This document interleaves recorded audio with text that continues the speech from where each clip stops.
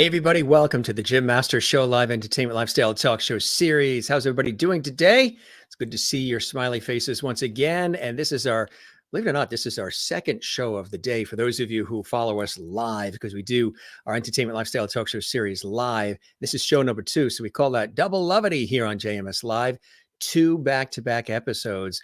We've got an amazing guest tonight, Dan White. You know him from a lot of great television shows, Law and Order, General Hospital, The Young and the Restless, and so much more, even video games too, film, you name it, he's been in it. Great guy, and he's in Los Angeles, California tonight, coming at us live. He's going to join us in just a second. We, of course, invite everybody and welcome everybody to subscribe to our YouTube channel, which is Jim Masters TV. That's the channel you're watching right now. That would be really, really cool. And click that notification bell so that way there you never miss any of the episodes of our incredible series. There's that red subscribe button. Just give us some lovity, as we call it here at the Jim Master Show Live. Click subscribe, click the notification bell, and that lets us know you really enjoy what we do and you follow our series and all the cool things we do here. Entertainment, lifestyle, variety, talk show series, some 550 episodes as of right around now, which is truly amazing. And guests from all walks of life, celebrity friends, and so much more. We always have a good time. Dan White again joining us tonight. You know him recently as Elijah Crow from General Hospital, but so many more incredible shows and specials. And again, film, television, stage, voiceover. He does it all. And while you're there on our YouTube channel, give this episode a like and leave a comment for us as well on the YouTube channel. We would love that. That helps us out big time as well as we continue to expand and grow. Let's check in with some of our lovities who are the very faithful viewers. They call themselves the lovities, and we love that. Maureen is watching from Arizona. She says, hello, Jim and my dear lovities. I am so happy to be back in Lovity Hall with everyone. It's been way too long. Well, you have a good reason. Your daughter got married. So, you know, it's we excuse wedding excuses, but you're back. And I'm sure you've been checking everything out in the archives because we archive everything on our YouTube channel. Nice to see you, Maureen, and congratulations again on the wedding, the marriage of your daughter. Really beautiful there in Arizona. Dawn is here, says hi, Jim. And Mary Bishop is here and says hello, Jim and lovely friends. And she is in Florida. And Sherry Larson in Kansas, she is here as well. And Sherry Larson says hello, all. Hope everyone is doing great. And yeah, show number 2 for many of you as well. We had that wonderful chef on earlier, Chef Christopher Prosperi. He was with us from Metro Beast Restaurant in Connecticut. Linda Odell is here. Good evening, Mr. Lovity. Good evening, Lovities. I sure enjoyed this afternoon show. Looking forward to tonight's show. Perfect. Double Lovity, we call it. Linda watching in St. Augustine, Florida. Mary Bishop is here. And again, she says hello, and everybody's saying hello to each other. We love this community we've created here. Everybody's greeting each other and checking in with each other, all the lovities. And I think you guys exchanging recipes or something too. Or Alessandra is here from North Carolina, and she says, hello, Jim and lovities. Good to see you as well from North Carolina. That's really, really cool. Mona is here from Louisiana. Good to see you, Mona. And Mona says, hello, Jim, and welcome, Elijah. Well, let's see, you must watch General Hospital. I'm sure he hears that often. Dan is here, who played Elijah Crow, of course, on General Hospital. But of course, that makes sense. He would say Elijah, and welcoming him to Lovity Hall. Hello, Lovities. Yes. I mean, I'm sure there are many times people went up to Desi Arnaz and said, hi, Ricky. Absolutely. I say you can call me James, Jim, or Jimmy. Just don't call me late for supper. Sherry Larson has given us smiles here as well. And everybody's tuned in from all around. Dawn says, welcome, Dan. You are watching in your bed under the warm comforter. Jen is Zen in Pennsylvania. That sounds pretty cool. Maybe I should do this one day in my bed under a warm comforter, huh? Forget this whole, beautifully lit set and all this. We'll do it bedside. Kathleen Walker says, hey, Jim. Hi, everyone. Hope all is well. She's watching from New York City live on the Jim Masters Show Live Network. Lisa Rodrigo is here in the New York tri-state area as well. Happy Tuesday, all. Good to see you, Lisa. We love when she tunes in, which is very often as well. Christine Clifton is here from North Carolina as well. Greetings, Jim, and all. Welcome, Dan, to the show tonight. Another double lovely day. Yes, tomorrow is too. And Christine is here. She's always here all the time and very supportive of our series, which we really appreciate. And Jen Barry is here, and she says, welcome, Dan, as well. And everybody that's chiming in and a bed show and show pictures of the beds. You first.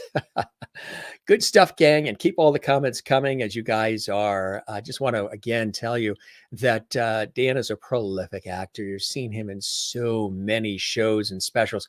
Of course, notably recently, General Hospital as Elijah Crow. But did you know he was also in the Menendez murders too? Law and Order, True Crime, yes. Clarence. And of course, Sean Saves the World. Remember that? And talk about video games and animation and Xbox and so much more. Part of Fast and Furious, yes. And Empire, the TV series. This is just a few things. Hit the Floor, of course. The Young and the Restless. Yep, he was on there as well. And then we mentioned Fast and Furious, of course, and Chasing Life on the ABC Family Channel. These are just some, and of course, Young and the Restless again, just some of the things he's had his teeth sunk into, like World of Warcraft. Yes, the video game crowd knows that. And Fallout 76 and Barbershop, another fantastic production as well. And so much more. These are just a few. The Walking Dead. Yep, he's been in that. Maneater. All of it. And again, I'm sure you recall some of these scenes and these great shots as well from these many productions he's been involved in. Really, really fantastic. And again, he's prolific. You really see him everywhere. He loves what he does. He's originally from the Washington, D.C. and Virginia area. He was just telling me he misses some of that fall foliage that the East Coast delivers this time of the year, but he is out in L.A. and he's made a real great name for himself. Again, you can see him just about everywhere. We're going to talk about some of the cool things that he's working on and some of the projects that he's noted for and other cool things. The holidays are coming up, and maybe he'll even tell us what he's having for Christmas dinner. You just never know on the Jim Masters Show Live. Let's welcome Dan live and direct from Los Angeles. Dan, welcome to the show. Thank you so much, Jim. Hello, Lovedies. Thank you for having me. That's it. I love that. It's a lovely wave on the Jim Masters Show Live, huh? Absolutely. You can never fall short on lovely. That's for sure, huh? Whew. Thank you. How have you been? You're always busy, and what I just touched upon there is just a few of the many projects. I mean, you're all in with everything you do, and you give it 110%. But obviously, we're just coming out of this situation where studios were closed and everybody had to sort of jockey things around and adapt to the craziness of it all. How have you been doing that, Dan? And how are things going for you and your family? Oh, thank you so much for asking. Things are going well. It's things are starting to get back to normal. There's a lot of protocol as far as COVID and everything like that. But I mean, people are starting to. It's starting to get back to close, a little bit more normalcy and everything like that.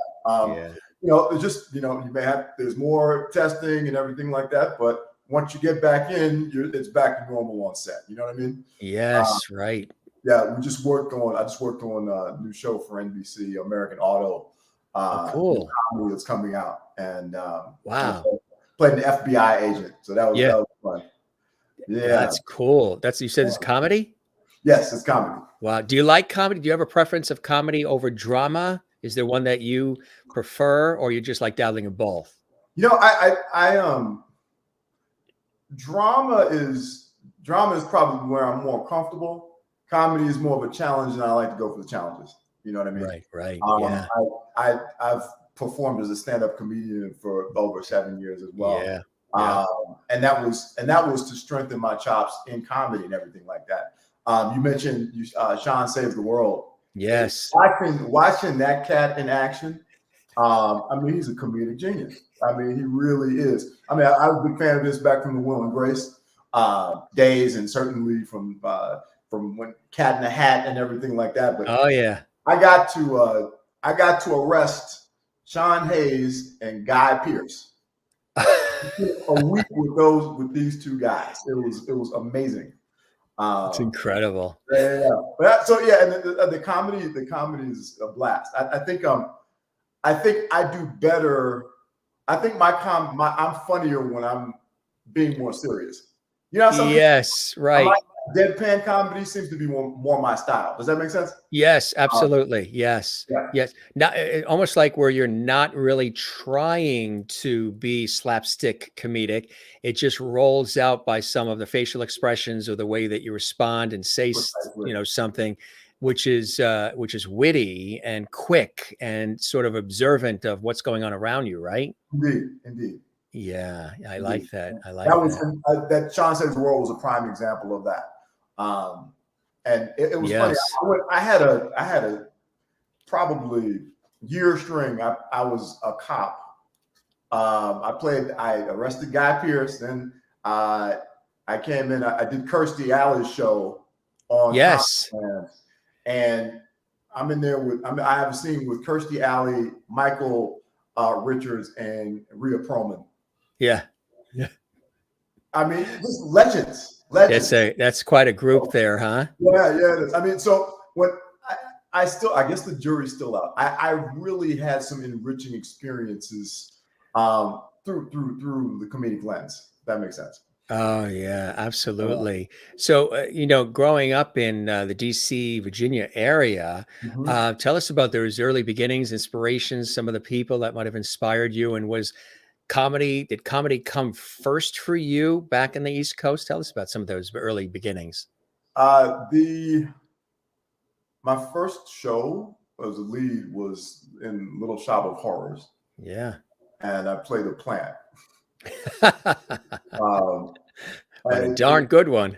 It was fun. It was fun. And that was, I think that was kind of like that was when I really, really knew. You know what I mean? Yeah. And I played football in high school and in college. Yeah. And then I came to Cal Arts out here. Mm-hmm.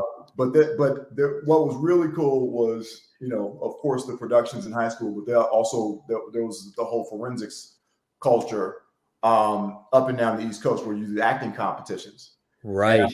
I did a poem by Gwendolyn Brooks called "The Life of Lincoln West." And it was about my family's originally from Mississippi. I was actually born in Mississippi. Yeah. And it was about a young Black kid who experienced the South, the segregated South, and found strength in his authenticity, which was his features and his upbringing. And I think I did that poem, and I won the entire region. Wow, that's cool. By competing, and those were some of those two experiences in particular at both at Hampton Roads Academy in Newport News, Virginia. Those were very, very key. I still, to this day, my English teacher / acting coach from Hampton Roads Academy, her name is Connie Holmes. She's still a mentor of mine. Yeah. She just had her 50th wedding dedication. And I went back and did a poem. Did you really? I did. So, I mean, yeah, but that experience in the Tidewater area was really something. Wow. Yeah. That is absolutely cool. That's a really nice thing to go back and do too, huh? Absolutely. Oh, yeah. Let's say too, so when I was in DC, I went to a school, St. Albans School, which is the National Cathedral School for boys.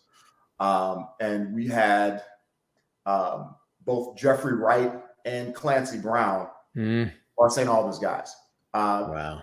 Jeffrey Wright from Westworld, and he's the new Commissioner Gordon in the Batman with Robert Pattinson.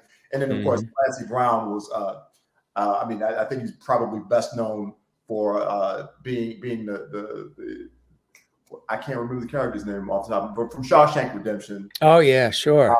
Yeah. The enforcer. So right. Seeing being able seeing and Jeffrey did Basquiat around the same time I was in high school.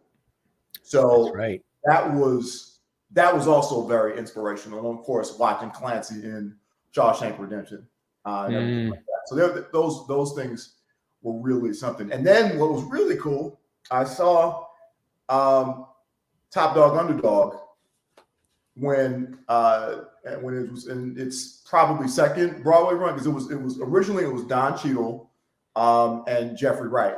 Right. And Don Cheadle got Traffic. Yeah. So Mos Def came in for Don Cheadle. Right. So where am I going with this long story? I went to see the show, and Jeffrey, who I had met before, recognized me, remembered me, and invited me to listen to the actor notes. So George Wolfe, who, Colored Museum and everything else, he was directing.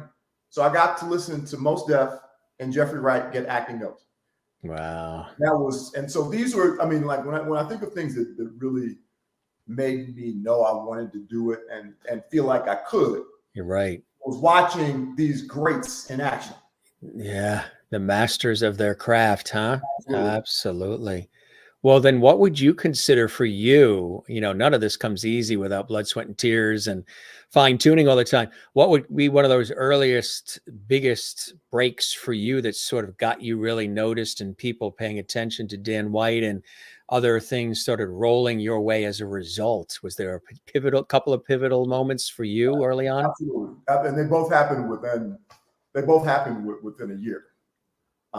When I first finished the grad program at Cal Arts, I actually was here for an internship, and I would always, do these voices, messing around. Yeah, so yeah. Right after I got out of school, a friend of mine was like, "Yo, remember that voice you always, that Barry White thing, the Isaac Hayes thing you're doing? Yeah. Come do it for this theme song for this TV show.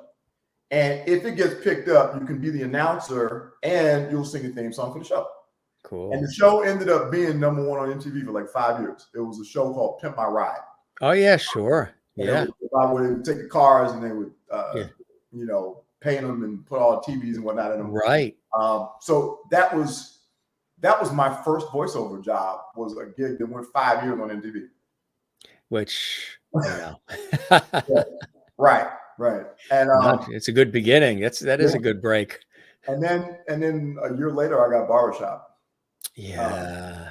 I mean, How did that happen, and what was it like being a part of that? I mean, that's just iconic in so many different ways. Yeah, to be a part of that, you must have been pinching yourself, huh? Oh man, it was a pinch. It was pinching myself for a number of reasons. One, it was straight to series. Yes. Which, a lot of times, George Clooney was in, I think, 7 pilots before he got ER. Yes. Right. Here's my first show, and it's already a series. Yeah. Based upon this wonderful set of films that were already out.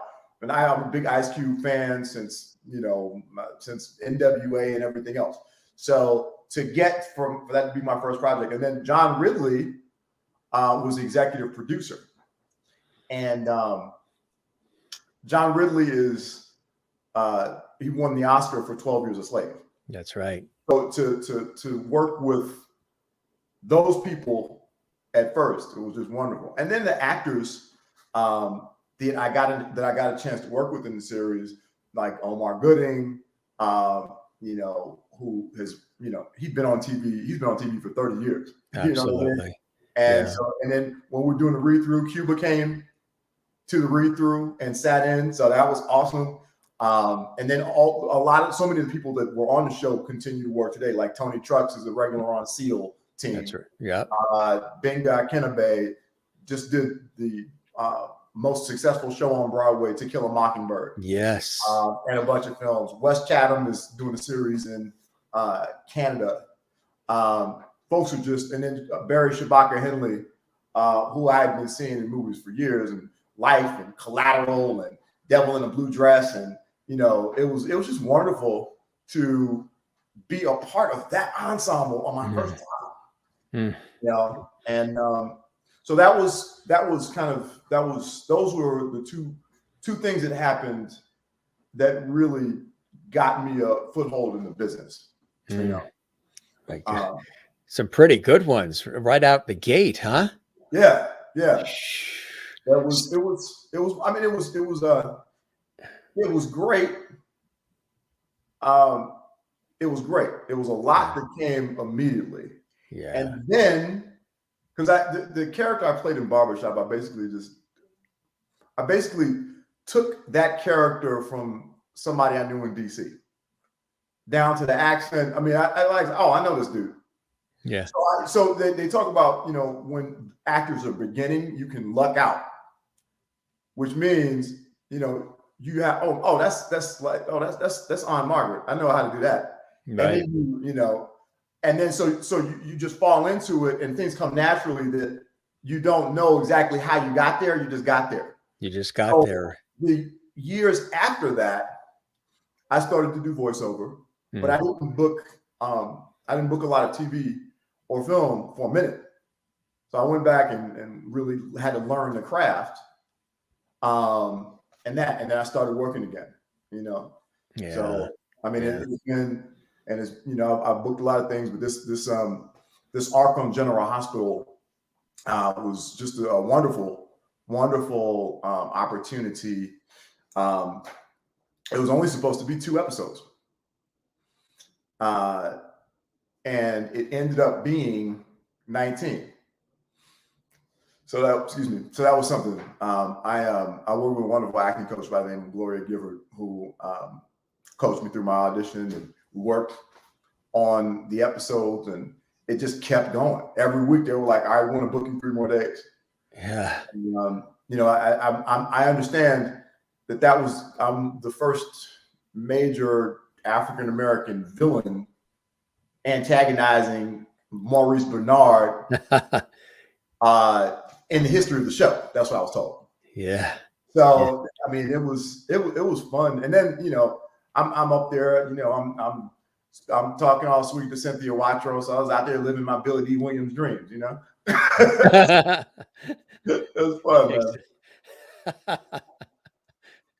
Now, obviously, that wasn't Billy D, but when no, I was gonna say, what exactly are you thinking in that shot?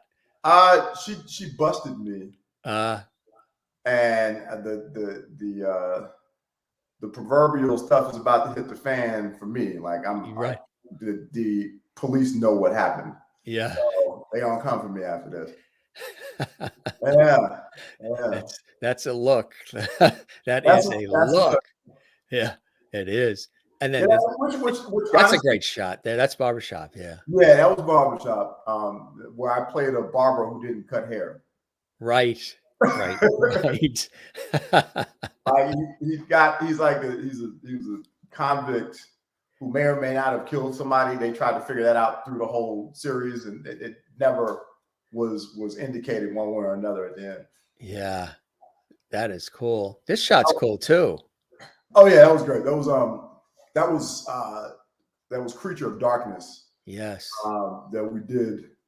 That was Devin Sawa from Final Destination 1, and a bunch of other stuff. But he was the lead. I played his best friend, and that's Fernando Romero, who big time soap star as well in Mexico before she came here and worked and did a lot of things. Very cool people. Yeah. Now, have you always been balancing the on-screen with the voiceover as well? Because you've been really prolific in the voiceover world, especially, you know, with video games and other things. You know, we're talking like Xbox 360, Fast and Furious, Showdown. How did you get into that world? Because that is a really cool place to be right about now. Yeah, no, it's great. I mean, when I signed with Peter Verano, who I'm still with now, they would send me out for commercials and voice matches.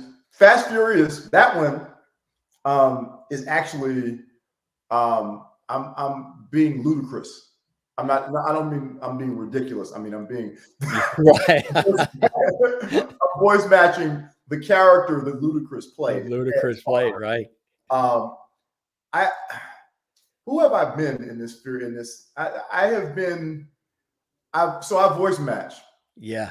Now those so for those of you who don't know voice matching is I have to sound so much like the character that you don't know that it's not them. Right. So it's not like an impression per se. You got it. Now I'll tell you about World of Warcraft. So I played that dude right there. I believe is a blood troll who for some reason had a Jamaican accent. So I had a Jamaican accent. I played a blood troll on World of Warcraft. But I was going to say I've done for the Fast Furious franchise. I did that game, and I voice matched Dwayne probably 4 or 5 times. Did you? Yeah, in Hobbs and Shaw, and like three or 4 of those movies. Yeah. Yeah. But so to answer your question, I got into it. When you get a voiceover agent, they send you out they just throw things against the wall, see what resonates. Fallout 76, I played a doctor, Dr. Solomon.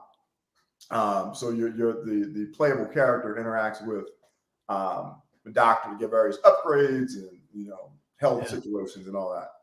It was fun. Walking Dead.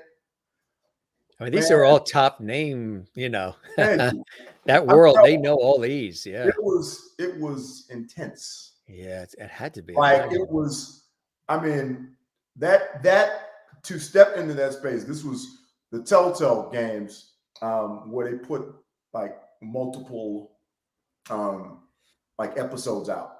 So I did 3 episodes, 3, 4, and 5, the last 3 in season 2, and played a guy named Mike. There's no food. There's hardly any supplies. Half of us trying to kill each other. The zombies the walkers are coming from all places all the time. There have been a couple of times where I have had the visceral effect of the audition or the work. Yes. When I was in college, I did a production of Ms. Evers Boys. Yeah. Which is about the Tuskegee syphilis experiment. I played Lawrence Fishburne's character, and I physically got sick after that show from exhaustion because it was so heavy. It's a question sometimes I ask, especially people who are in the acting world. Yeah. How do you separate when a role is that intense, whether it's film, television, stage, what have you, when you really put 110% of yourself in and you really want to stay true to character, but you're also, relating to it and putting essences of who you are, who Dan is sprinkled in there gingerly as well. How do you separate? Because I know a lot of people say sometimes a role is so incredibly intense that sometimes they can't even separate themselves from that character. And then at the same time, some will say they get physically ill, they get sick, they get emotionally wiped out and drained. They got to go off up to a cabin in Maine to work it all out. How do you deal with it all? Typically, it's been a while since I had that experience, but I just resting, because a lot of times just living in the space is so emotionally and physically draining that you just like resting, self-care. I box, just chilling, however that works. I read it took Jack Nicholson 5 years to shake off the Joker. Yes. And could you imagine how many for The Shining? Yeah, man. That's got to be. Yeah. Now, I was watching Ready Player One with my daughter, and they have the whole there's a part of it that's an homage to The Shining. Yeah. I'm trying to explain that to my child. I'm like, yeah, this is a very intense film. But in answer to your question, I think I pretty much covered it. You did, yeah. Just to step back, and oftentimes just hopping on the next project is also a great way. Yeah, right. Now, are you able to separate from the last project to the next? I know some people have said, oh yeah, when I'm done. I mean, some will say they don't even watch their stuff when it's on television or film, if it's recorded and aired. They'll say, nope, I did that. That was a role. That was a gig. That was a project. That was a check. That was a whatever. Gave it my all. Next. Now I'm going to thrust myself into the next character fully and detach from what I just did. Now, obviously, if you're in a general hospital type thing where it's it's regular, then that's a different situation. But some of these other type of roles, do you do that? Do you say, okay, that was that. Now I'm on to the next? Absolutely. Yeah. I mean, just those last couple of episodes of GH, the picture that you showed, they were intense, and I had to be physical. I had to be physical, period. But then being physical with a woman, like that was very difficult for me. Right. And in between takes, all I did was say, "Are you okay? Are you okay? Are you okay?" Right. Exactly. And to where she was like, "You can be a little rougher with me. I'm fine." You know what I mean? Yeah. But I remember, and that was also intense because I didn't know if I was going to die or not either. Right. Because we get the scripts a few days before. Right. Exactly. And we shot that episode out of order. So yes. So we shot. So that my last episode, I still had another one to shoot the next week. Yeah. And it was a lot going through my head that day. I was like, oh, what's gonna happen? And what was funny was people kept asking me, was it my last day? And I'm like, no, I'm booked next week. I'm like, well, if I don't see you, I'll see you later. Yeah. But I mean, the good thing about soaps is, even if you blow up, you can still come back as your evil twin. I guess I would come back as my good twin, but I didn't die. I'm just in jail. So right. That's right. Yeah. But even if you did die, they have resurrected many who have they just put a different color wig on or something, or they change, you alter your voice, which you'd be great at being able to do. I certainly could pull that one off. I certainly could. Yeah. Here's another one that popped out too. Man-eater. Oh yeah, that was fun. That's the first person you're playing as the shark. Yeah. What was that like? I was a boss and I got eaten. And I was like Sam Jackson in Deep Blue Sea. Yeah, no, it was so as you progress, you fight bigger bosses with bigger boats and more guns on them. And I had a big boat and big guns. But yeah, so it was fun. Yeah. It was fun. I'm yelling commands and shoot the shark, drop the charges in the water and all of that. This was a great project. Yeah, this was very special. It was. Then I played a cop.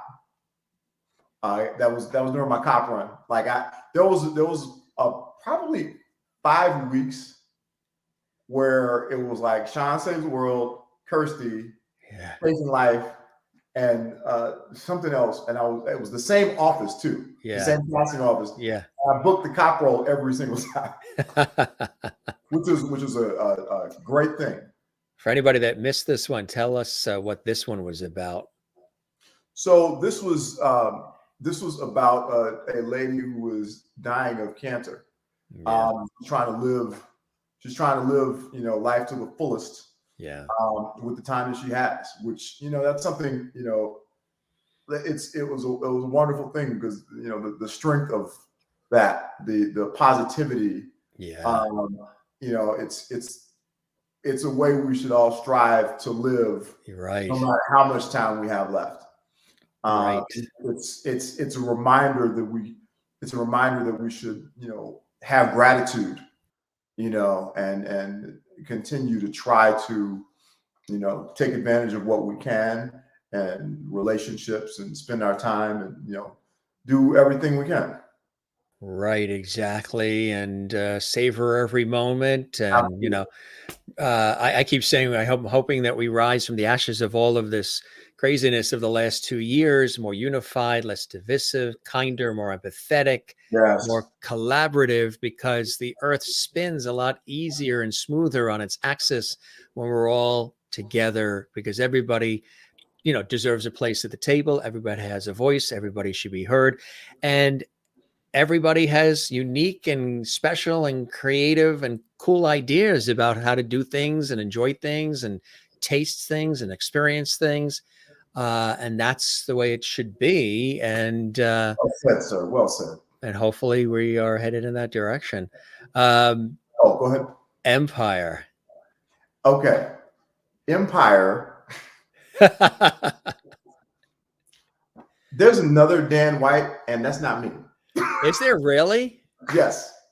There's another guy that's... There's like 5. There's a magician. There's a magician, and there's also an actor that was a long time ago that I think is no longer with us. Yeah. From a long time ago.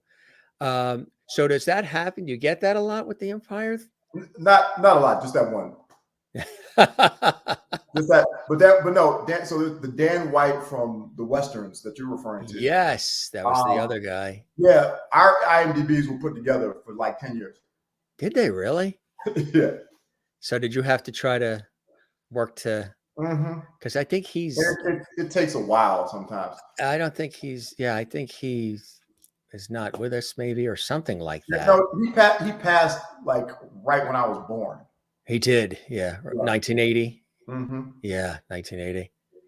Hit the floor. No, he didn't do this one.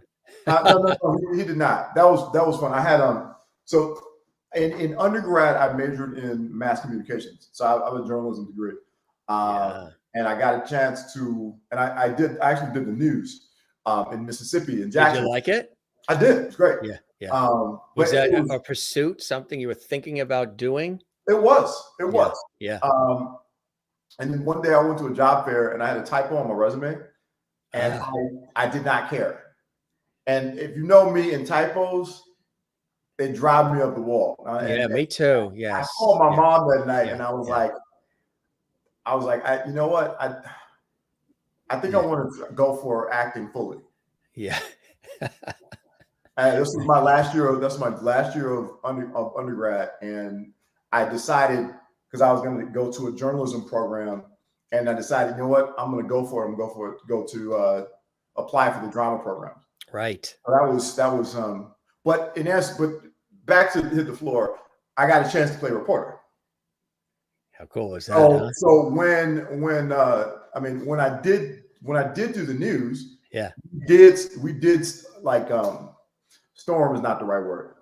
We did go to the courthouses and catch people for statements outside. Yeah, right. I actually had experience doing that.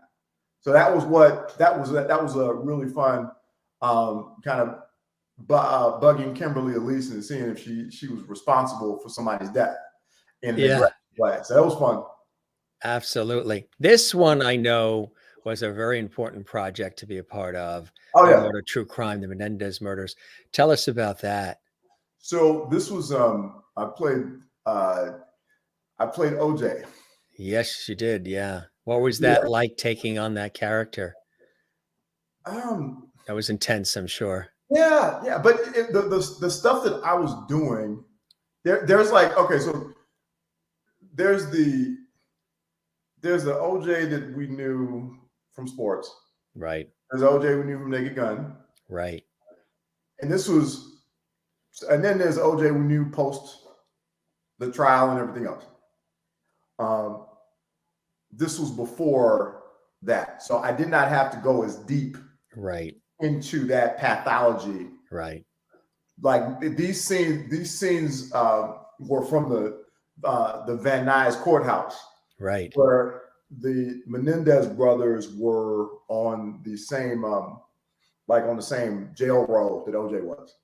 And OJ is being a celebrity and signing autographs and footballs and completely naive to the fact that the police are trying to trick him into saying something. And so Menendez warns him, like, these people aren't your friends. So it was a very those scenes were very almost childlike and everything. And so it was definitely different. It wasn't that darkness we were talking about earlier. Still an interesting character to play. And again, all fascinating. It just shows your versatility. I mean, with a variety of things that you've done and continue to do. Clarence. Clarence, Clarence was I'm the principal on Clarence. That's Yeah. actually, my daughter could care less about anything else I do except for that. But Clarence, right? That's not all right. That may be heavy-handed. She's like she watched maybe a General Hospital scene. Yeah, sure. But she watches Clarence. I played the principal, who is a failed radio DJ and does his announcements as though he's doing the Quiet Storm, which ironically is what I did for many years. I worked on the radio in DC at WPGC 95.5, which was a top 10 station. Right. I was on. I started in gospel. Yeah. I did R&B, and then I did hip hop. And so the voice that I did on the radio is the voice that I did for Pimp My Ride is the voice that I do for Clarence. Really? Mm-hmm. Can we hear a little of it? Sure. So the Pimp My Ride theme song. So you want to be a player, but your wheels ain't fly. You got to hit us up to get a pimped out ride. Basically, that was the theme song. This is he's like reading poems, and he's like, "The night is thick. Get your tickets to Moist Mountain Water Park." Like stuff like that. I can hear it, and see it. Yeah, it's fantastic. The voiceover thing again is a whole other. I've done voiceover too, but to be able to do it on these kinds of projects is fantastic. How much time would you say in your career is devoted to voiceover these days? Maybe a third. Maybe a third. I mean, I send out a lot of auditions, and I do recordings, and sometimes in the studio, sometimes from home. And I've actually been directing a lot of video games, a lot of voiceovers as well. Have you been? Yeah, I just directed the Black Panther expansion pack for the Avengers game. Wow. Marvel, and directing a ton of a lot of games are hot in Korea or Japan, so they'll have actors dub over the script and everything like that, and I direct. So that I do spend time doing that as well. So combining the directing and it's fun because it's all synergistic. Because I'm just like I'm directing, I'm like, okay, this is how I would direct.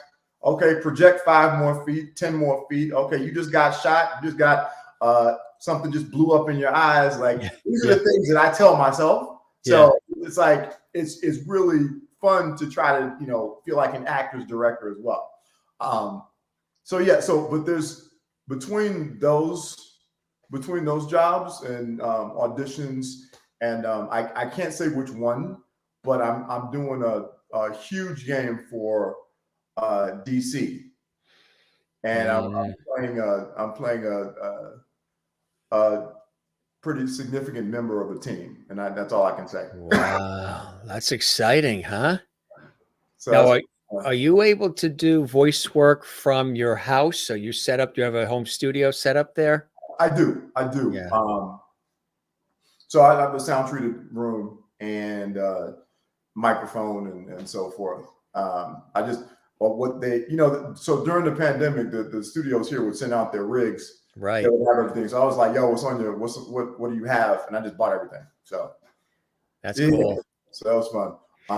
You're doing a lot of self tapes as well. Yeah, the self tape game is wow. I have a couple of folks who I trust, and those are the people I go to. Friends of mine, one good friend of mine from, and they're all working actors. Like my friend Chad Dorick, who's in acting class with me. Did you see the KFC movie with Mario Lopez? Oh yeah, absolutely. He was the villain. Oh, that was him, really? Yeah, Chad Dorick's the villain. Wow. And he's a child actor. He's been in stuff for 30 years, but he's a good buddy of mine, and I'll go tape with him. And a couple of my friend Matt Schwerin, who just did CSI LA. Funny, he moved to New York and booked CSI LA. Had to come back. But I have like I'm really fortunate to have a really cool, a really cool group of friends who are working actors. So we just keep it rolling, and everybody reads with each other, and it's great. And the self-tape thing was so interesting. I don't think I had booked off a self-tape in a long time. Yeah. I booked General Hospital. Oh, that was interesting too. I had been auditioning for All My Children and General Hospital since 2003. Really? Wow. I had five auditions for contract roles or major recurrings, and several callbacks with each audition. Right. And then for Elijah, there was one self-tape and a book. After all that time, Mark Teschner was my first audition out of school. Right. And then this job. So I was actually happy to tell him that because I'd known him a long time. Yeah. Also, some time on The Young and the Restless. I did. It was a short period of time. But well, you did more than hold the door for somebody. I mean, yes. I was a doctor walking the character Nick through physical therapy. So that was fun. Yeah. I mean, the soap operas themselves, they're a whole other world, whole other beast. The scripts, aren't the scripts really like super thick, and there's just like, pages and pages, like Young and the Restless, General Hospital, all these different ones, pages of dialogue that you have to sort of really dig deep into? Yeah, you got to work it out. The General Hospital sides, 20 to 30 pages. And yeah, I mean, it was, I didn't have as much to memorize for Young and the Restless, but it was still like 5. But you really enjoy it, huh? It's something that, yeah. No, it was a blast. It was, I mean, like I said, I like, just the drama, every day something. Romance. I'm romancing on a picnic blanket one day, and then the next day I got a gun in somebody's face, or I didn't actually have a gun, but I was threatening as though I had a gun. Right, as though you had a lot of different things. Just you never know what's going to happen. And it was funny. I was reading about the Game of Thrones actors and how they get their script, and the first thing they do is turn to the last page and see if they're still alive. So yeah, that was. As the drama started, as things started to thicken, that's what I found myself doing. I'm like, all right, okay, good. Yeah, right. Let me look at the end there and see if I'm still there. Yeah. What about stage too? Stage and thoughts of like Broadway and all. Yeah, so I've done an off-Broadway show. Yeah. It was an adaptation of Pulp Fiction called Pulp Shakespeare, and I played Sam Jackson's role. It was, I mean, Quentin Tarantino said it was good. I mean, he was like, we got some really good feedback from folks about it. That was the most fun I've ever had on stage. I mean, it really was. And I work with a wonderful company, the Porters of Hell's Gate here in LA, and we do. I mean, I haven't done all the shows, but I mean, been probably 40 shows, and then get King John and what else? The Scottish play, and I don't know why I can't think of all the plays that I've done with them. But I've done some really good productions with them, and I met most of them through the Pulp Shakespeare experience, and that was just fantastic because I had. I'm a kid of the 90s. So, Pulp Fiction is iconic, and we watched it all the time then. Right. So I knew the movie so well that when I went to the audition, I looked at the script. I said, "Oh, I'm stealing this." I'm like, if I don't get in this play, me and my friends are going to do a read through at the house because this is hilarious. Yeah, right. And fortunately, I booked the job, Um, it was great. We performed at the Cherry Lane Theater and the Soho Playhouse. Very cool. Everyone was there, and I sold out every single show. How well it was received. It was something else. What about producing and creating your own projects? Have you been working on things or have had thoughts of doing that from, writing and building it and creating it, maybe with a team of people, some of your own productions as well? Absolutely. Absolutely. I've been working on, so I don't know if I mentioned I sing as well, but I do a lot of R&B, 70s, 80s, and I've been developing a character, a one-man show based upon a fictional R&B singer from the 70s and 80s. Oh, that's cool. I'm very excited about that, and I've been putting together and collaborating with a few different people, and it's going to be a lot of fun. Wow, cool. That's going to be great. So that's sort of in development now and down the pike. Mm-hmm. How about some other things that maybe you've done so much, Dan. Are there some things that you still want to tackle? Things, there's so much more ahead, but things that you have your, sights set on in the industry? Absolutely. I'm really enjoying directing. Yeah. And it's just a natural progression. Right. It's just a natural progression. The directing that I got into with voiceover was with companies that I worked with as an actor for many years. And I worked primarily like Blind Light. Blind Light has been one of the main companies that really brought me on as a director and that. So definitely would like to look into directing episodics and that. Just what my experience has been. Directing soaps would be cool too. It's because it's a very specific type of direction. You know what I mean? And you have to move really quickly as well. You do.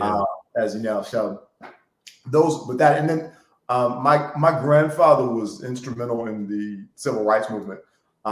He was a businessman, a dentist, and entrepreneur in Jackson, Mississippi. He's actually the first Black man in the history of the country to have a federal building named after him, the A.H. McCoy Federal Building, which is downtown. My grandma, who was a professor at Jackson State University, lobbied Congress in the 80s and got President Reagan to authorize it. So we still have a letter and everything like that. His life was a remarkable one, and he was actually president of the NAACP from 1950 to 1955, and was instrumental in Mamie Till opening her son's casket, which was a catalyst to the civil rights movement. So I want to tell his story needs to be told. Oh, that's fantastic. Medgar Evers was his field secretary. The airport's named after him, goes to Mississippi, and so forth. But yeah, that is something that I certainly feel a responsibility to share. That's a great legacy, and paying homage to something like that. I mean, that's a must-do project for sure, huh? Yeah. Wow. Wow. I can't wait to see those. Would you like to be in a sitcom as a regular? Yeah, that's sitcom. Sitcoms are probably as close to live theater as you get on TV. Multicam comedies. I've guest starred on several, but I haven't. Barbershop was a sitcom. It was a half-hour single cam, but I haven't had a series regular in a multicam yet, and that would be something. Absolutely. Yeah. It's cool stuff there. The audience is talking about some of the shows that they've seen you on, and that they love your work, and we appreciate all these great comments. Has there ever been a role that you either turned down and wish that you hadn't, or a role that or a show that you would love to have been a part of? Yes. There were some opportunities, and this is something that I for any young actors that I want to share, especially when I first came onto the scene, and especially when I was on the series. I had auditions coming out of the woodworks for they were doing the new Rocky Balboa movie, and they wanted me to come in to be the villain, and it was conflicting with something else, and I didn't go in. And then there was another movie. There was another film that was out around the same time, and they had offers out to everybody else except for this one role. They kept asking me to come in, but I was shooting Creature of Darkness. And I said, all right, I'll go in after. Oh, Maureen, thank you. I appreciate that. Yes, ma'am. Thank you, Linda. I appreciate that as well. Thank you, Jen. And Maureen, congratulations on your daughter, by the way. Yes, and she says, what a great talent, and you could play any kind of character. Oh, that's so sweet. I really appreciate that. Oh, yeah, the Lovities, absolutely. Kathleen in New York City. Thank you, Kathleen. I appreciate that. I really appreciate you appreciate being here, and I really appreciate you wishing me success. Absolutely. You really can. Is there any type of character that you haven't played as far as role-wise, stylistically, that you just would love to sink your teeth into? Anything, because you've played so many different kinds of characters, which is really, you're very versatile, very talented. I really, I would love to play like the chief of the FBI. I would love to play like, I think I could have a lot of fun with the type of character that Tommy Lee Jones was in The Fugitive. Yeah. Just someone with a lot of gravitas who commands the room. I think that's the type of role I want to step into next. I think that I'll be ready for that. Absolutely. In terms of just this versatility that you have, what would you say to somebody watching who has seen Dan White in all of these incredible roles and hears your voice and recognizes it from so many projects as well, who wants to sort of maybe get their feet wet in this industry? What are some things along the way? Because again, a lot of hard work, a lot of hours, a lot of flights, a lot of train rides, a lot of sets and studios. And I know myself working in television and radio, what it's involving, and the time and hours and commitment that's put in.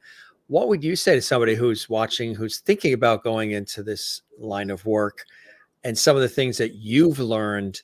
Because obviously you really seem like somebody who watches and observes and takes notes and learns from every person you're meeting, pays it forward to others, and really soaks up every scenario. And you've been doing that kind of like I've done it since being a kid, really just observing and learning and paying heed to it all.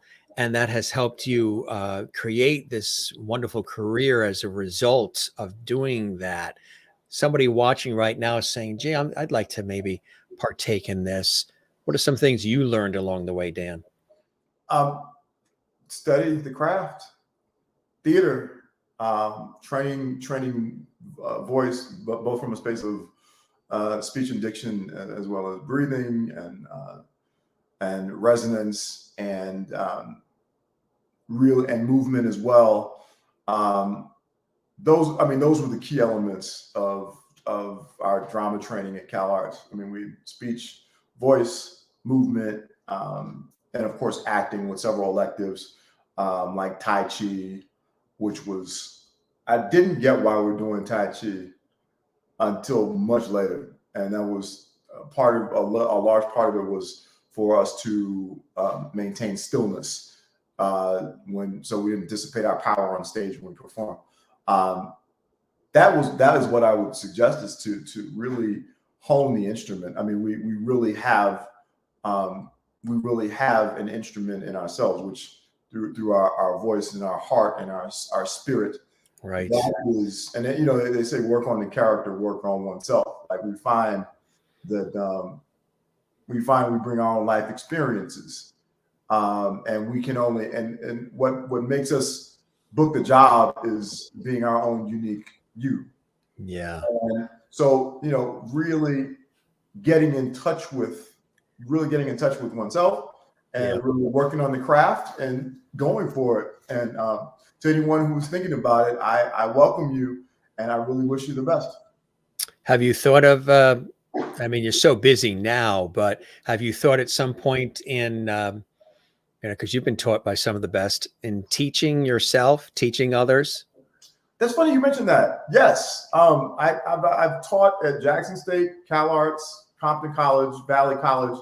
I've taught a number of classes as an adjunct professor, acting classes, theater history classes, speech. Yes. So it's something that I think is really important, because it makes you better. They said, Einstein said you really know something when you can explain it to a 4-year-old. Right. So I feel like these teaching is one of the best gifts that I can give. Like I said, paying it forward. Fran Bennett, who just passed away. I know. Prolific Shakespearean actor who brought me to Cal Arts, who's a large part of why. And then Denise Woods, who works, her New York Times bestseller, The Power of Voice. She was my professor for 3 years at Cal Arts. And I still work with her. She's going to do a master class to go along with her book, and I'm going to be a part of that video next month. Fantastic. Thank you. So yeah, it's been, I've just been so incredibly blessed with such wonderful mentors, and shout out to Lisa Rodrigo, my wonderful publicist as well. People who have really put their time and love into building me up. I feel like, we stand on the shoulders of giants. We really do. And I really have had that opportunity. People who believe in you and in your talent and in your voice as well, and in your person. Right. And it does take a village, right? It does, paying it forward. And I'm a big believer in all of that. We're all threaded together, and, one helping the next. You never know when you're going to need the help yourself as well. Absolutely. So these are really crucial, life lessons. What are some of those continued blessings and joys in your life, Dan, that, help you forge forward through thick and thin? In what regard? In the arts and in acting and everything that you're doing creatively. Oh, dude. Lots of blessings, right? Yeah. No, I mean, I can tell you something that happened today. I had an audition for a wonderful show, and it was on. Thank you, Mary. I really appreciate that. It was for a recurring, and we were on Zoom, and we were on Zoom for a while, and I was ready. I got the sides last night. I drilled on them 2 hours last night. I got up this morning, drilled it for another 3. And then the Zoom went off. I mean, the Zoom didn't go off. It was just like, we'll get to everybody. It was like being in a waiting room again.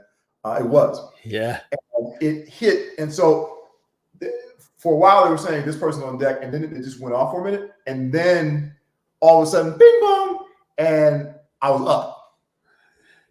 And this is 5 pages, very dialogue heavy, very comedically timed. I got up there. I felt like I was nervous because I didn't take a breath before. Right. But then because I worked on it so much, I was able to drop into the scene. But by the time it was over, I had adrenaline shock because I had pumped myself up so much to get ready for it. Yes. Right. I sat down. I literally felt like I was on medication or something like that. Yeah, coming out of anesthesia or something. Yeah. And so I emailed my acting teacher. I said, I'm literally in adrenaline shock right now. Yeah. I needed to email you to calm down. So I did that. And then I said, all right, let me go pick up Antigone because I'm working on her acting class. So really the on to the next, just moving to the next thing allowed me to, all right, cool. Let me calm down. This is done. Hopefully it went well. And actually, the casting smiled really large and said, you did, you know, it was great. So whatever, hope so. Yeah, right. You know. Stay So, tuned. We'll have film at 11 and bulletins at once, folks. exactly. He'll text me as soon as we find out. That's it. That's fantastic. But yeah, just moving on. And again, having mentors, because I emailed my acting teacher, Floyd Gifford, and she hit me right back and was like, you know, this is very exciting. Yeah. You know, and this, and I was, you know, you keep going. And I've been in acting class since college. And again, that acting class is something that definitely keeps the juices flowing, right? The muscle up, and it keeps you from like dwelling on things. Right. You know what I'm saying? Because, you know, it was cool to be on General Hospital for 3 months. I would have, of course, liked to continue to be on there, but it was great, and I have gratitude for it. And because this is a marathon and this is what I do, then I just work on the next thing till the next thing happens. And since then, I booked another movie and another TV show, and it's all part of it. Happening too. So yeah, that's how we keep going. What do you do to prepare for a role? Do you have a certain routine? You know, a singer has their routine. Sometimes they just do vocal training. Sometimes they won't drink milk. I mean, there's a lot of different things people do. A solid night's sleep. Do you have a certain routine? Do you work out, or just certain things you do when you're preparing for a role? Yeah, well, there's a lot. That's a broad answer. Yeah. If I have something, like, I'll give you something real technical that's a real simple bite. For GH, got 20 pages, right? And then you got 20 pages the next day, which you're like, okay, cool. I got some days to work on it. But then an audition comes through, and that's 10 pages. And so you thought you had time. So there's a routine that I have. I have friends that we will sit and look at each other on FaceTime and drill the lines for, it usually takes me a couple hours, but then I got it. You know what I mean? So that is a specific way I'm preparing, just from a technical standpoint. From a place of depth, just kind of sitting. Sometimes I go sit in the environment. Like when we're doing Walking Dead, I would just go. I would go to a park and sit in the dark and just let my imagination flow. You know what I mean?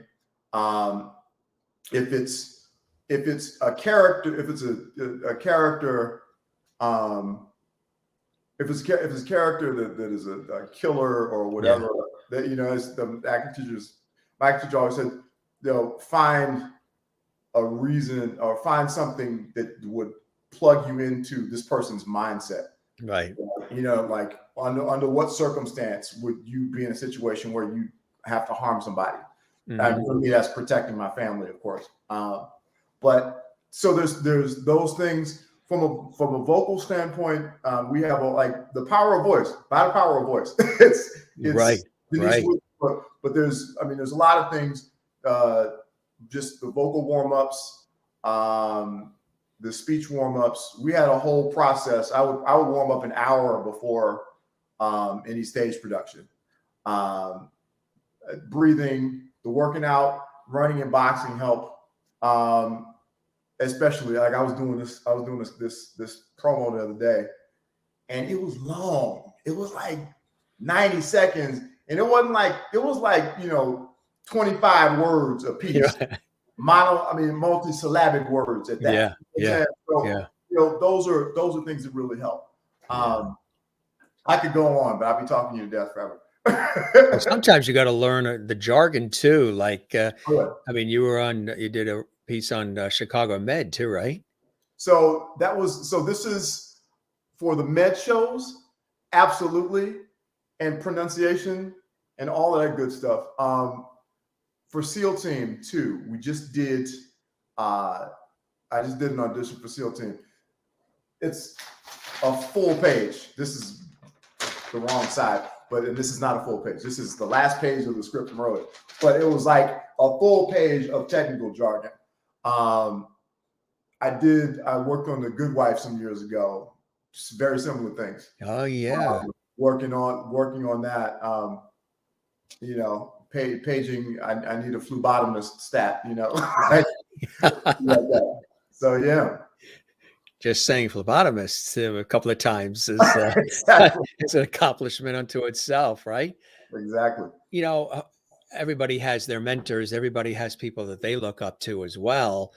Who are some of your favorite actors and performers that have inspired you, whether you've worked with them or met them or not, just Mhm. some that really stand out for you, whether they're dramatic, comedic, or otherwise?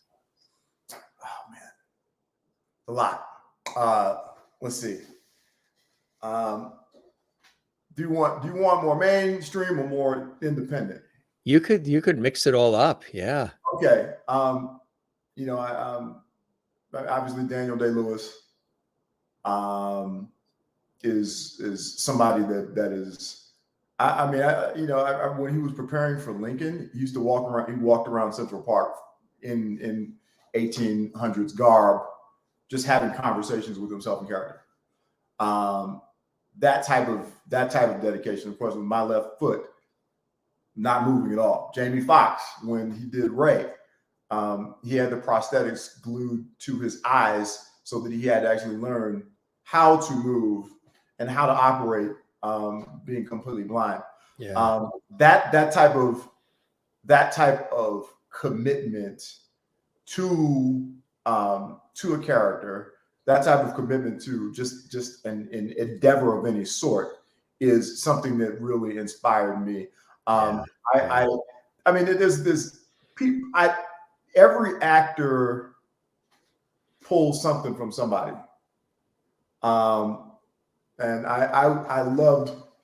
I loved how, again, I was talking about Tommy Lee Jones in The Fugitive. That really impacted me. It really did. Yeah. Oh yeah. Just when someone has that level of command, someone has that level of humor, and then we talked about deadpan humor. Right. That was something. Obviously Morgan Freeman. Yeah. And Morgan Freeman, like people know Morgan Freeman as the Shawshank and Voice of God and all that, but I remember him from Electric Company with Rita Moreno right, on PBS. Easy Reader, right? Yes. Yeah. He played a pimp in his movie with Christopher Reeve, Mhm. in the late 70s, and that dude was dangerous. And so those I get things from folks here and there. I'm trying to think. There's with Tom Cruise, there's a way that he lets a woman affect him on camera, that is something that really is inspiring to me. And I see when I'm doing these soap scenes, or if I have a love scene, Michelle Pfeiffer is the same way. She surrenders to the man she's on camera with. I'm trying to think who else. I could keep going. I love Christopher Reeve. I used to watch. Obviously Superman. Yeah. But there was another movie where he was a time traveler. Right. And he went back to find. What was the name of the movie? Do you remember? I know. I know which one you're talking about. But just very. That was a romantic. That was a romantic guy. That guy. That guy. He affected people. And so these were some of the people that have influenced me over the years. I could talk to you all night, but There's a lot of people. Yeah. But it's cool. Yeah. I mean, there's probably a list of people you would love to work with too. Morgan, of course, talk about voiceover, like a prolific voiceover actor as well. James Earl Jones, yes. This is CNN. Just these incredible voices and voice God sounds, I have a record. I have a phonograph recording of him in The Great White Hope. From holy cow, really? Yeah, I got that upstairs. Yeah. Now, we talked comedy quickly. Some of the people in the comedy world that you have admired too. We had not that long ago Richard Pryor Jr. and Rain Pryor were on the show separately, and we're all friends. Richard Pryor, I mean, so many incredible people in the comedic I've done some world. shows with Mason, with his son Mason. Oh, yes. Yeah. Yes, Mason. Yes. It's an incredibly small world. Who are some of the folks in the comedic side of things that you've always, enjoyed? Again, excuse me. This is okay. So the first person that comes to mind is Eddie Murphy. I had a copy of at the Best of Eddie Murphy Saturday Night Live and Delirious that I used to watch after school every single day for like a year. Those skits from Saturday, his skits that kind of reinvigorated Saturday Night Live were just amazing. And I to this day, I am influenced by Eddie Murphy. The audition I did earlier. Yes. Eddie Murphy. There was a line where I was joking on somebody's hair, and Eddie Murphy's voice came out of my mouth. The character is. Are you able to do it? Huh? I mean,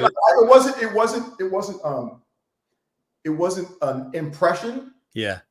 It was just the musicality, the rhythm. The way, the melodic. Yeah. So I was like, it was a moment. And let me see.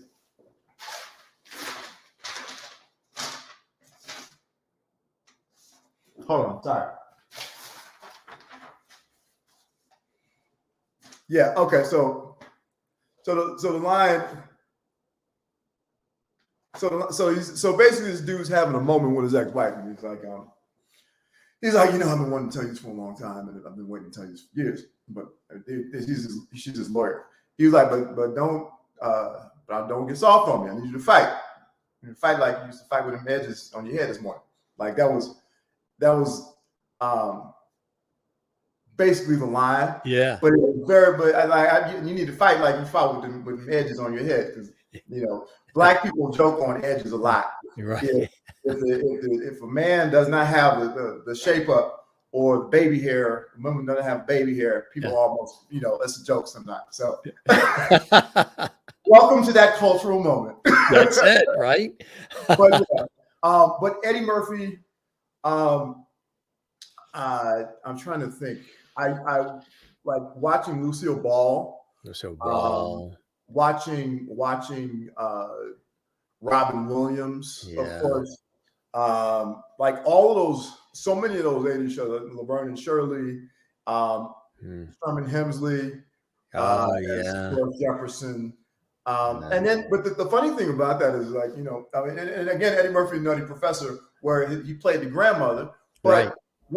that character that he did as the grandmother was Moms Mabley. He basically took that from Moms Mabley. So what I learned too is that, from a performance standpoint, whether it's acting or whether it's not acting, whether it's dramatic or it's comedic, you go back and you pull from the greats. You know what I'm saying? Yeah.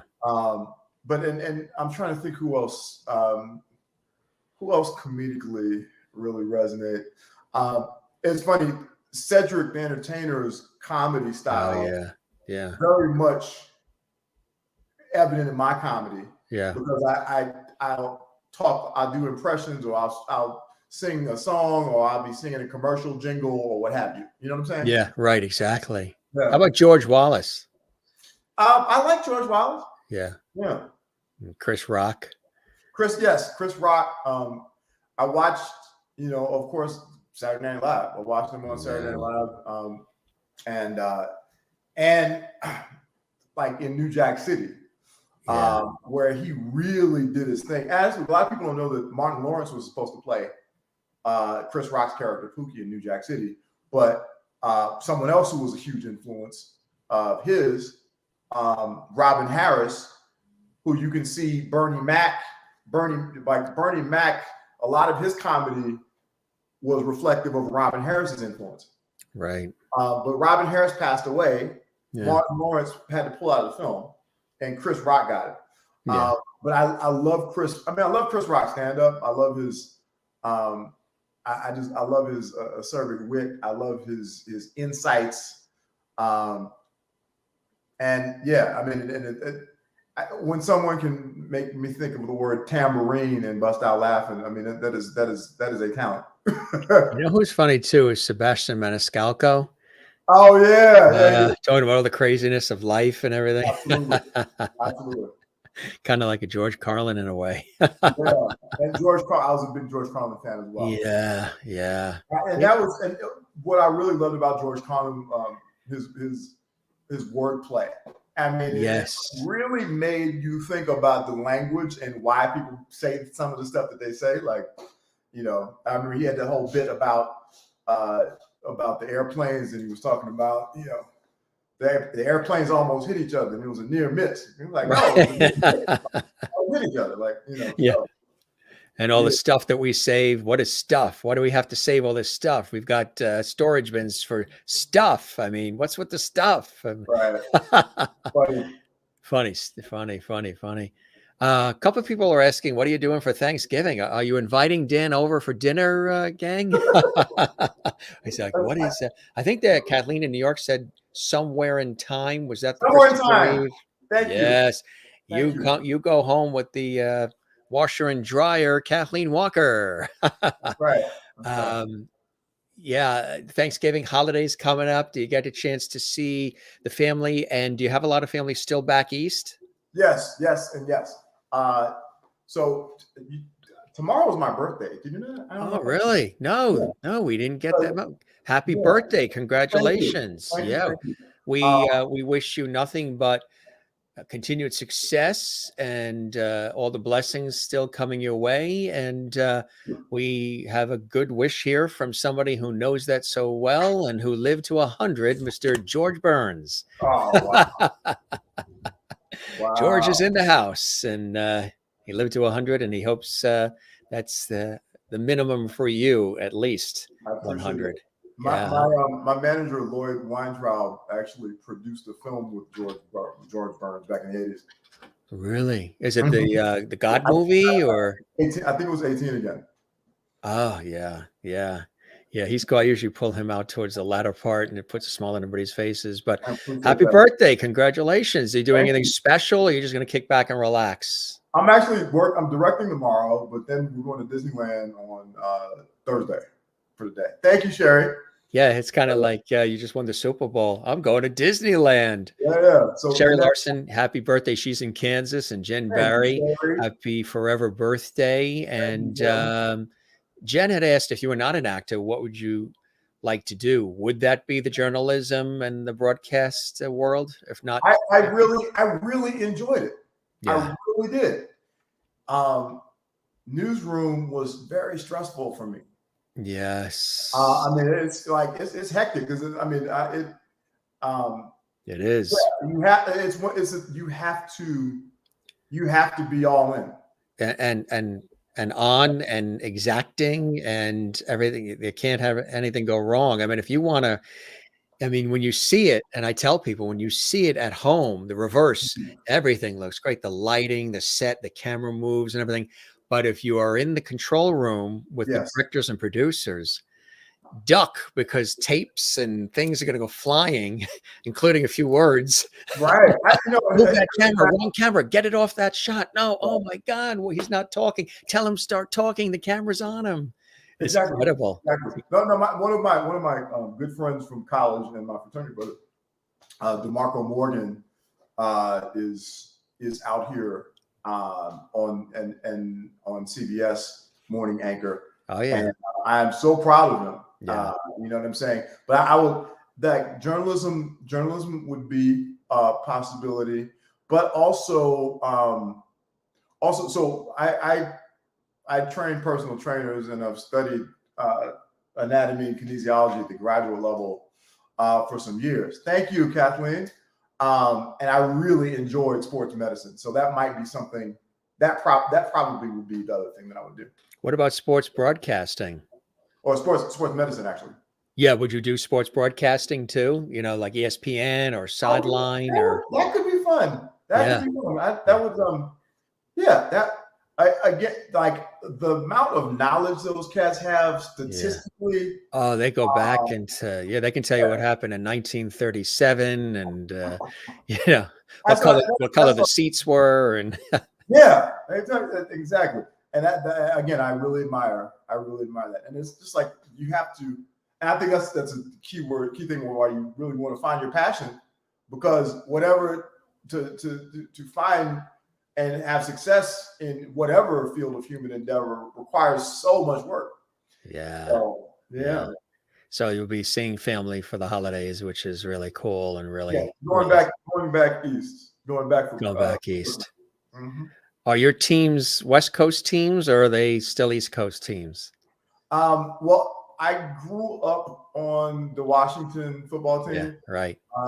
Right. And well, so college was Jackson State, where my grandmother taught, and Walter Payton was a student of hers. So I was a big Bears fan because of Walter Payton. And then growing up in DC, hail to the Redskins. And then basketball wise, my dad is from LA, so it was all about Kareem and Magic. Sure, yeah. And James Worthy and everybody growing up. So I was a Laker fan most of the time, and then Michael Jordan came along, and then I moved to LA. So I've been a Laker fan pretty much the last 20 years. It sounds like with the variety of sports teams and locations, it's like your career. You do it all. It's just the sports that follow the career. You do it all. This is really cool. What about you? New York. Well, Kathleen Walker, who had guessed somewhere in time, she works with the New York Mets. So we struggle together. And she wished you happy birthday too, Kathleen, in New York City. Jen Barry did in Allentown, Pennsylvania. Sherry Larson in Kansas. Mona in Louisiana. Happy birthday. Hope you have a great day. Jen Barry in Pennsylvania says Dallas Cowboys for her. Maureen in Arizona says, it's been fun getting to know you, Dan. May your star continue to shine brightly. Happy early birthday and God bless. And Christine, she's all excited. Her daughter was just married, and she's going to be retiring after many years in nursing in Arizona. So she's been through the thick of the whole COVID first responder thing. And, bless her and people just like her. Christine Clifton in North Carolina says, Dan, thanks for sharing your career life with us tonight. You really are an incredible actor and had so many great opportunities. Wish you much success in all your future projects. You are a lovety. Really cool. Really cool. Thank you. Joan Sandow says, thanks, Jim. Have a good night. And Dan, I wish you continued success. Mary Bishop in Florida. Pine Island, Florida. This is wonderful conversation. Good luck in all your future endeavors. Dan from Mary. Jones says, Dan, thank you for spending time at Lovety Hall. You're a wonderful actor, and it was so interesting. From Joan.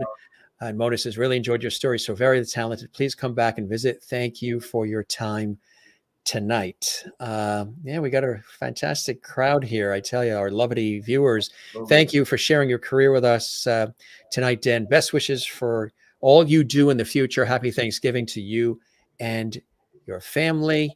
And Jen has an interesting question. Do you like NASCAR? I like Chase Elliott, number 9.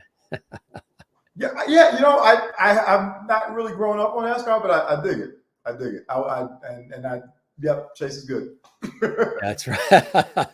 And he can play it on TV. That's it. We're going to see him on Daytona 500 acting in a role. Something.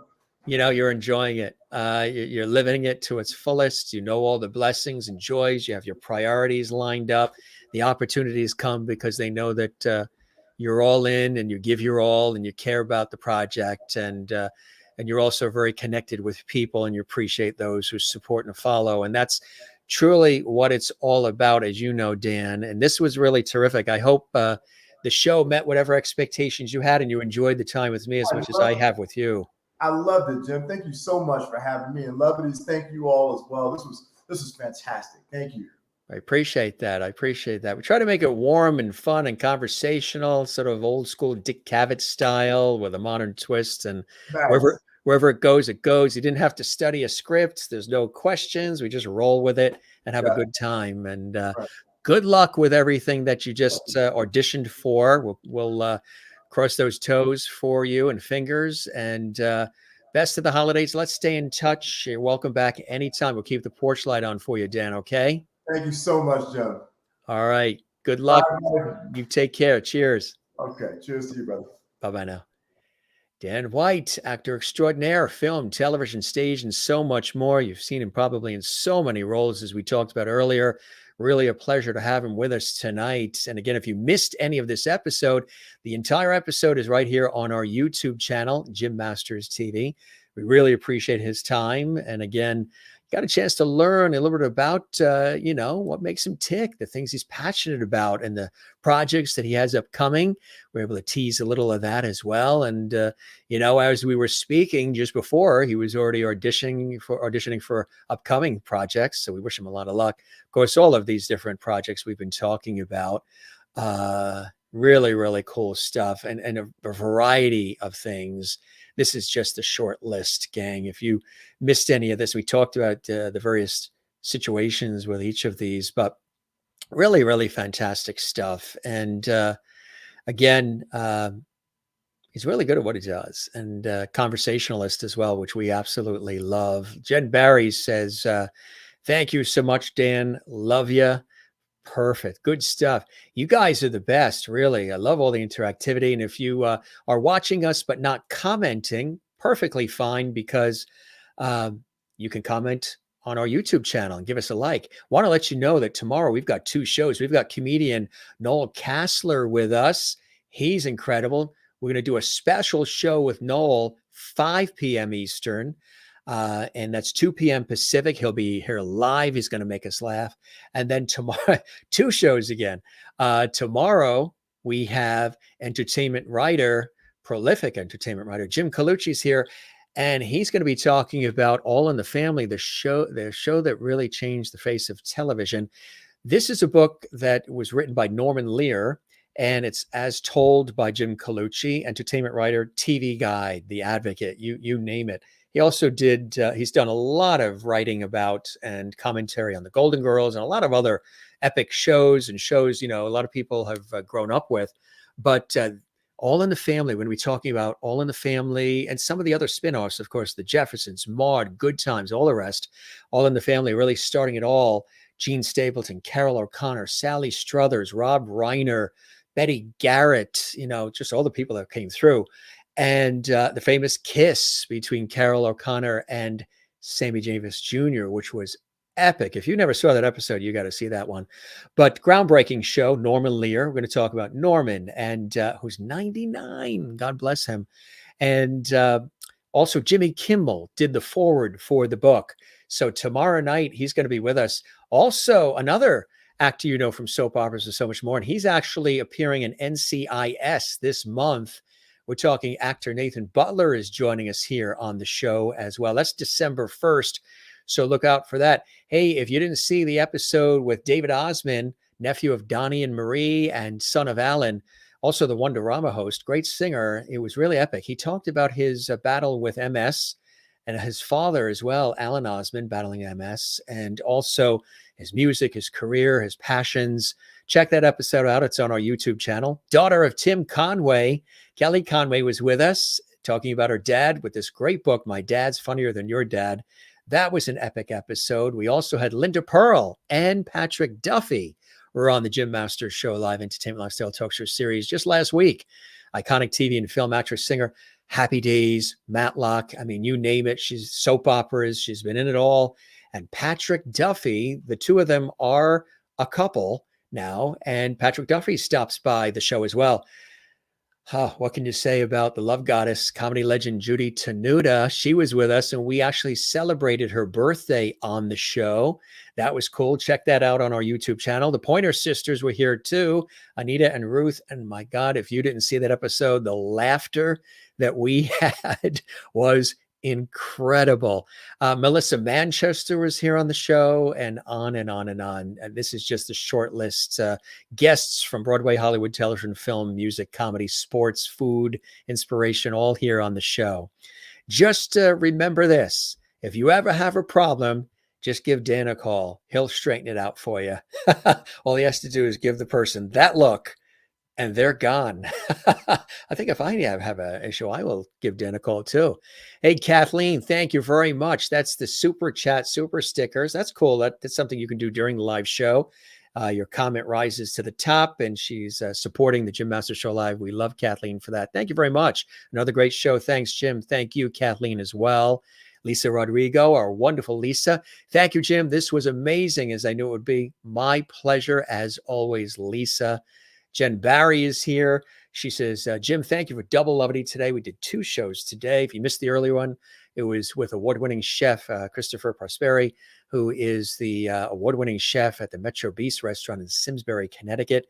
Love you, Jim. We love you back. Jen, Sherry Larson in Kansas. Thank you, Jim. May have to catch tomorrow afternoon in the archives. Perfect. We archive everything at Jim Masters TV on YouTube, just for all of you. Good night, everyone. See you tomorrow night. Hugs. And everybody that watches from around the world. We have an audience across the United States, Canada, Europe, Asia, Africa, Australia, and it's extraordinary. Still waiting for some viewers in Antarctica and the Arctic Circle. So if you have any cousins, tell them to tune in. Good to see you, Sherry. Christine Clifton says, Jim, thanks for this wonderful show with Dan tonight. He's great. More Double Lovely tomorrow. See you all soon. Good night, all. Hugs. You too. Christine in North Carolina. Maureen says, what a great conversation tonight. I really enjoyed every minute. Thank you, Jim, for being the master host. Thank you very much. Thank you. I appreciate that, Maureen. And Kathleen in New York City, have a great night. Good night, all. Hugs. Thank you again, Kathleen, for doing that. Really cool super sticker. Nice color there. Really cool. Very nice of you to do that. We really appreciate that. Good stuff. You guys are absolutely fantastic. Thanks for the comments. Thanks for all the lovity. Again, we'll be back tomorrow. 2 shows, 5 p.m. Eastern and 2 p.m. Pacific with Noel Kassler, the comedian and political commentator. And then we have Jim Colucci as we celebrate Norman Lear and All in the Family and so much more. He's going to be with us at 8 p.m. Eastern, 5 p.m. Pacific. We thank once again our fantastic guest tonight on the Jim Masters Show Live, Dan White. See him in so many, just Google him. If you learned about him for the first time, you've seen him on everything, but you're like, that was Dan in that? That's Dan in that? Absolutely. Here's some cool shots we didn't show earlier, some really epic headshots too. Good stuff, you know, and class act and a pleasure to have on the show. And as are all of you, as we always say, hey gang, don't forget to smile. Don't forget to share that famous JMS Lovity.